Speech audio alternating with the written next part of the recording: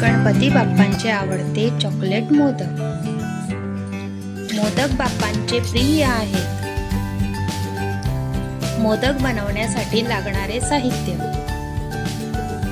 1 cup मावा, 25 ग्राम dark compound chocolate, काजू आणि बदामाचे तुकडे, 2 चमचे तूप, 2 चमचे साखरेची पावडर। बनवण्याची कृती: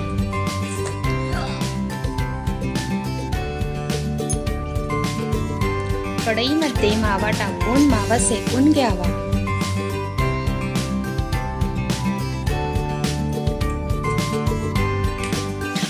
त्यानंतर त्यामध्ये डार्क कंपाऊंड चॉकलेट किसून टाकावे। काजू बदामाचे तुकडे टाकून पूर्ण मिश्रण एकजीव करावे। 1 चमचा तूप घालून मिश्रण पुन्हा हलवून घ्यावे।